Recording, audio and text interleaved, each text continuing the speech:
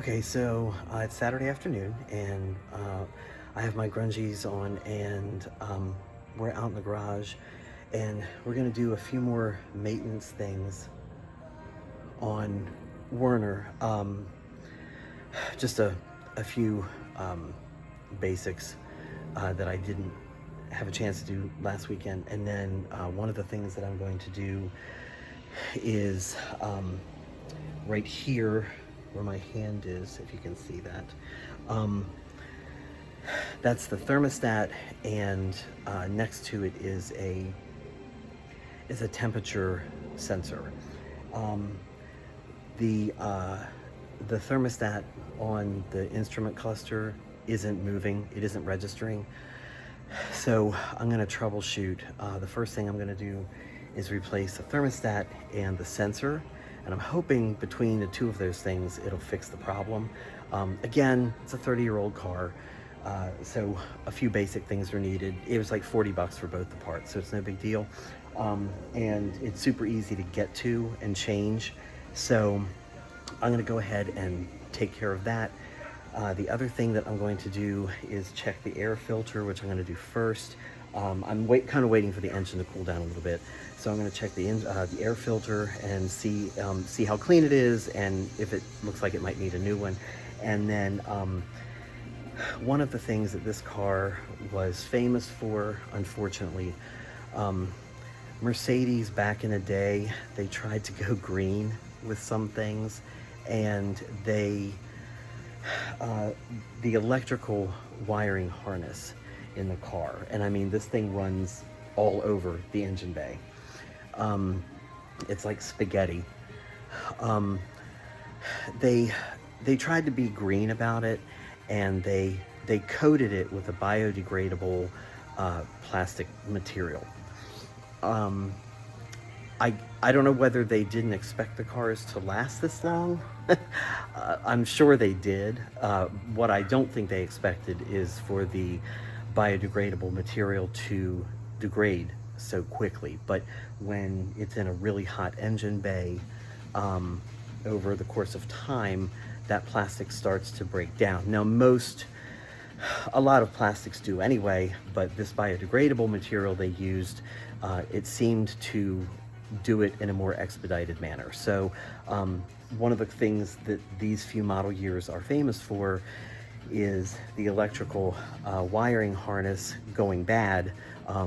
You know, the protective coating around the wiring starts to get brittle, it starts to fall off, and then there's wire exposed, which can cause shorts and stuff like that.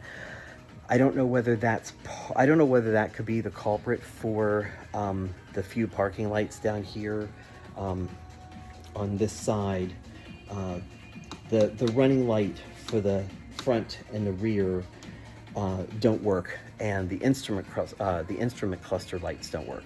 I don't really think the two are related. I think they're two separate issues, but one of the things I'm going to do is check and find out how old the harness is. There should be a date on the tag. The unfortunate thing is the tag is located underneath the battery, which, again, it's kind of a pain in the butt, but it's no big deal. It's easy to take the battery out. So I'm going to pull the battery out and look at the tag, see when the wiring harness was manufactured, and who knows, maybe at some point it was replaced. It doesn't look terrible from the few little places that are exposed that I'm looking at. It doesn't really look in bad shape. I'm not going to replace it unless it really looks like it needs it. It will need it eventually, but right now it's kind of a pick your battles thing, and the wiring harnesses can be several $100s. So I don't want to panic replace it if the car is fine right now. It is something that I will do before something goes wrong, but right now, you know, it's definitely something I'm going to do when the weather is cooler. That's for sure, because it'll take a few hours to do it, maybe more. I don't know. It's not difficult. It's just intricate because there's so many wires running off the harness. So what I've been told is the easiest thing to do is to start in one place, lay the new harness down, and then just disconnect and reconnect items as you go, instead of pulling the whole harness out all at once and then try and figure out where everything on the new harness goes, kind of replace each thing as you come to it. So it'll take a few hours to do that because the harness does go kind of all through the engine bay, but it's not difficult to do. If I was to have the dealership do this, because independent mechanics probably wouldn't. They might, but maybe not, if they're not familiar with these cars. If I was to take this to the Mercedes dealership to do it, it would be, they would probably charge me about $3,000. Because they would purchase a genuine brand new Mercedes harness, mark it up 50%. So the harness itself would probably run around $1,400 or $1,500, and then they would charge me a fortune to do the work, because the labor is kind of a pain. I mean, not that they should be gouging people, but they do. The last place you ever want to take a car is the dealership. Ever, ever, ever. Unless you absolutely have no choice, like I had to take the wagon last year down to the dealership to have the hydraulic leak fixed because no indie mechanic knew how to do it. And so those situations, you know, yes, you kind of have to take it to the dealer, but for routine stuff, don't ever take your car to the dealership. They will gouge you, and it's the stupidest thing you could do. Take it to an indie mechanic. If it's basic stuff, any mechanic can do it. Anyway, so, oh, and then the other thing I did, I took some before and after pictures. The hood pad was a little dirty, so I vacuumed that, so now it looks all brand new. So, we're gonna do these things one little thing at a time. All right, so this is the air filter. Hopefully everybody can hear me because I have the fan running behind me because it's, you know, it's 90 degrees in South Central Pennsylvania. So there's just a few little clips that you undo. Let's see, is there a fourth one? Yeah, there's a fourth one back here. Get it off. Okay, and then just very gently lift this up, and this is the air filter itself.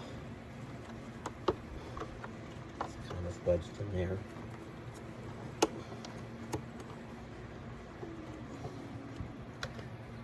I had a pry tool somewhere. Oh, wait a minute. There we go. They fit in here very snugly for a reason.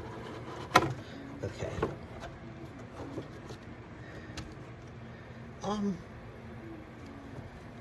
Not terrible, not bad. I think what we'll do real quick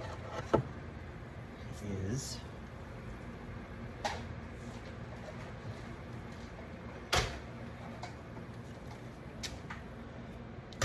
just get out the vacuum.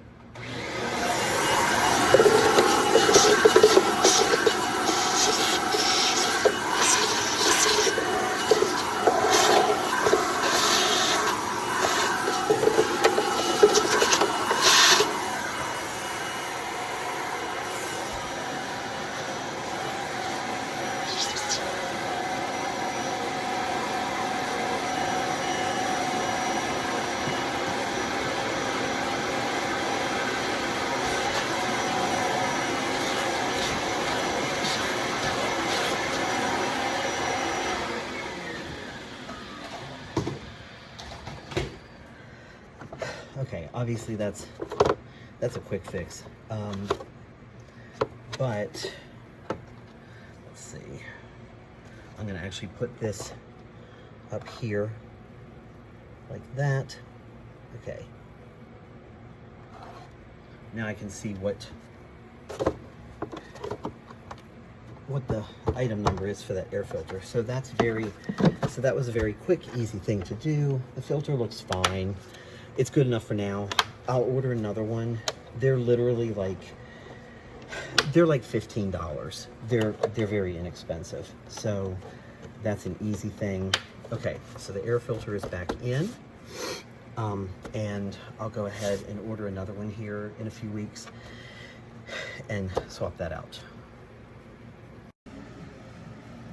Okay, so the first thing we're going to replace is the temperature sensor which I've already loosened. One thing I've learned working on these cars, the little bit that I have, is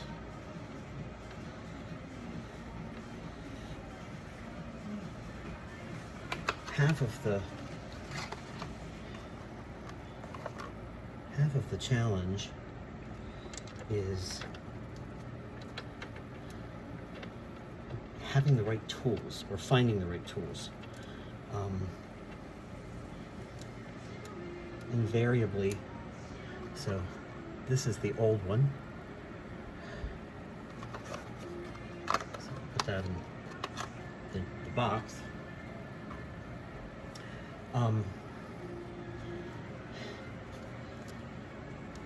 I think it's kind of like anything else. It's like any other DIY that you do around the house or the yard, or anything really that involves tools. Half of your time is just spent hunting down the right tools to do the job. I think I have what I need, and then I don't, and then I end up having to go over to the toolbox and grab something else. All right, so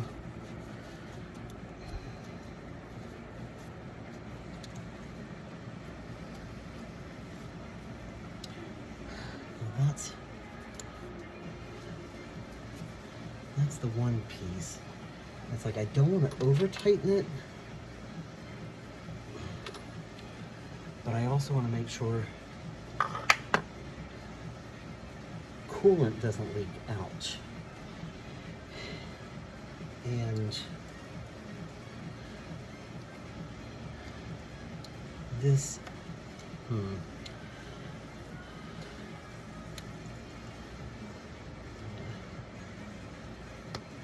that sucker back down on there and hope.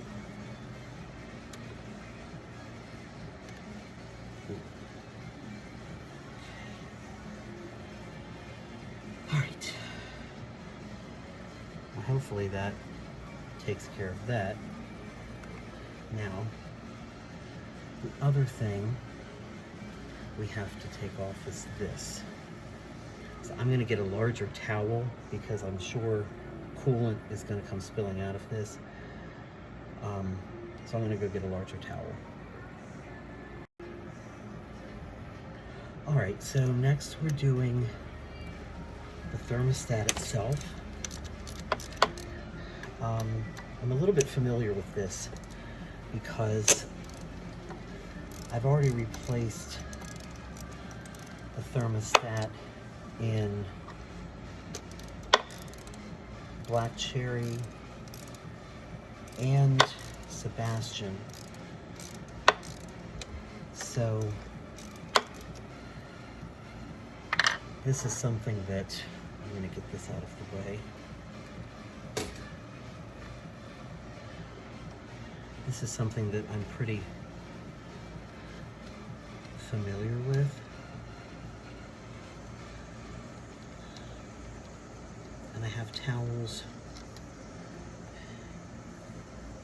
I have towels wrapped around the housing.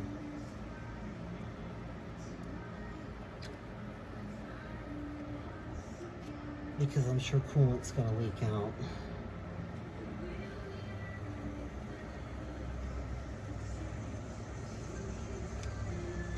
The other thing that I've learned doing this stuff is patience. You can't rush this stuff, because if you do, that's when you make mistakes. So I try and do this stuff very slowly. Okay, now this should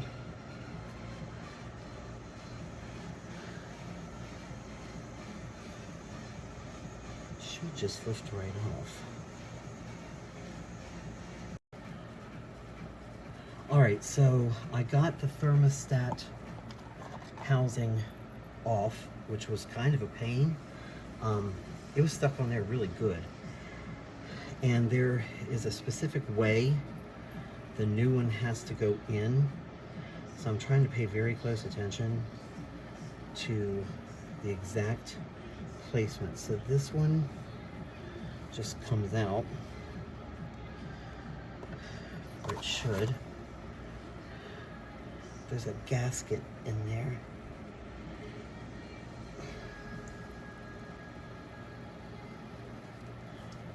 Good grief.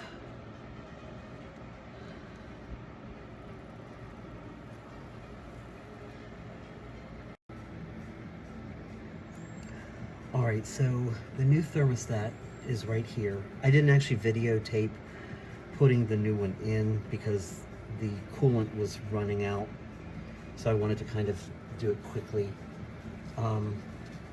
So we're gonna put this housing back on. This housing was really, really tight.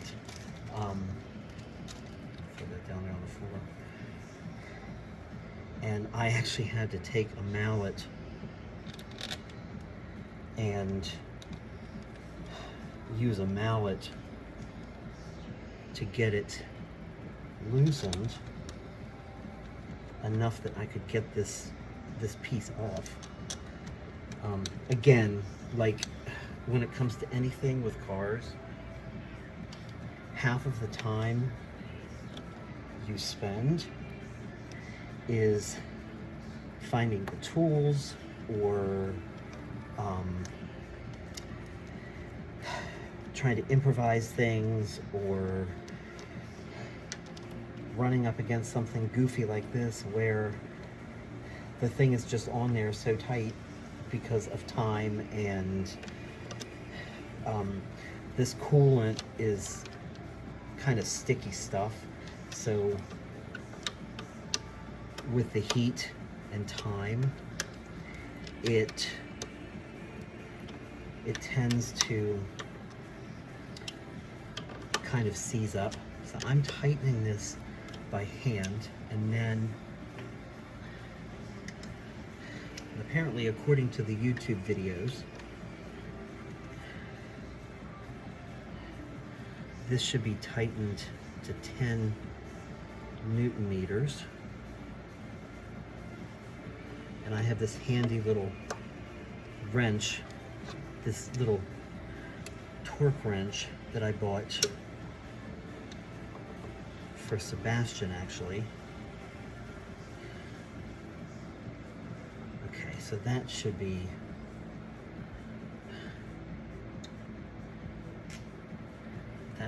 good enough. I don't want to over tighten anything, but I also don't want coolant leaking out.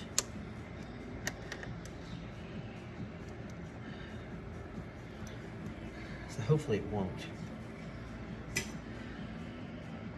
Alright, so we're going to remove all of this, all of these towels.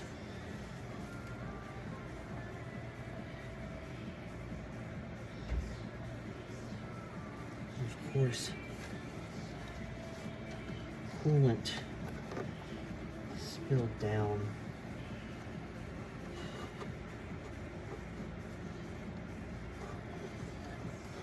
It spilled down on everything, so I'm trying to clean some of that up. There's some down in there too. I don't know if I can get to that. Give it a try.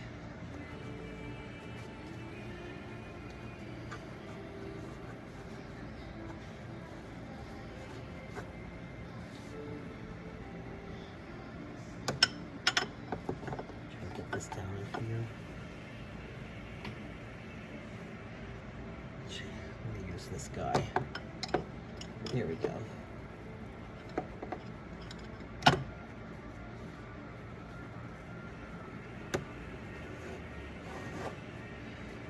Oh, that took care of that.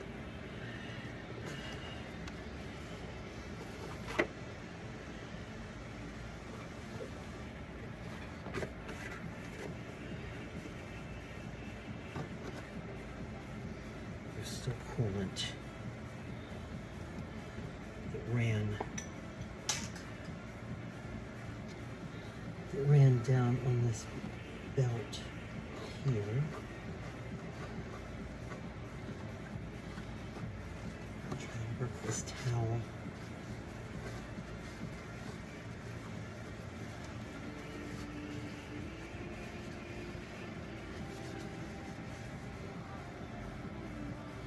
All right, now with luck, this will fix the problem.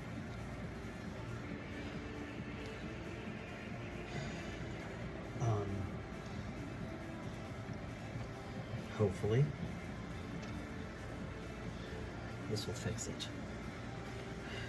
And I'll get a temperature reading on the dashboard. That's what I'm hoping.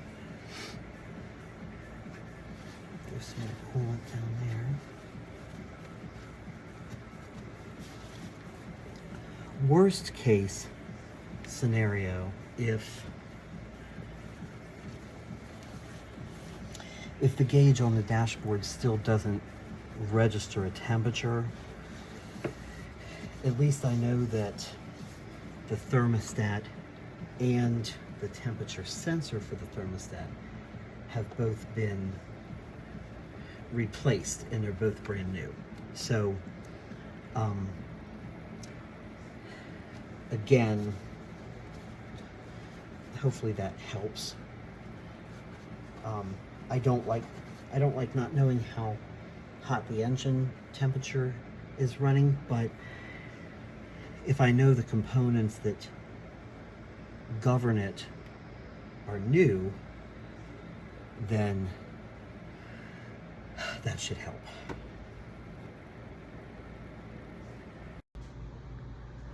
All right, so we're done with car maintenance for the day.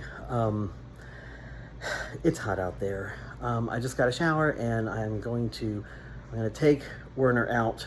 I have errand to run to the grocery store, so I'm going to take him out, just make sure he's running fine. But he should be. I let him idle in the driveway for several minutes. The bad news is the temperature gauge isn't really moving. The needle isn't moving to where it should be. The good news is it looks like it is moving. So I have a feeling part of the problem is the gauge on the instrument cluster itself. I'm not really sure. I'll have to do a little bit more research and try and figure out what else needs to be done or could be done. I don't know whether there's something, there might be something else that's linked to the gauge behind the instrument cluster that needs to be replaced. But in the meantime, he's running fine. I got everything replaced. I did find the label or the tag for the electrical wiring harness. It is the original one from 1993, which I kind of suspected, but it's really not in bad shape. I did poke around. Obviously it should be replaced. That's going to be a fall project, or maybe even like a winter project, maybe one winter weekend where it's in the 50s-ish or something, where we get like a warm winter weekend and the garage is comfortable to be out in. Because it's going to take a few hours to do it, or several hours, and I'm not doing that in this heat. So for now it's fine. He's running great. I'm going to take him out. I can only just, right now with the weather being as hot as it is, I can only stand to be outside for a few hours at a time. So there's other things I need to do, but for now we're good. So the thermostat was replaced. The temperature sensor that's attached to the thermostat was replaced. Who knows? That's part of the wiring harness. Like the sensor, part of the one of the connections on the wiring harness plugs into the sensor. So who knows? Maybe the wiring harness is the culprit, and I'll find that out when I eventually replace it. But with these older cars, you can't plug them into a scanner like you can a new car, so it's hard to diagnose them. You kind of just have to, you have to kind of figure it out. But again, it's one more thing I've crossed off my list that I've done and know how to do. So all's good.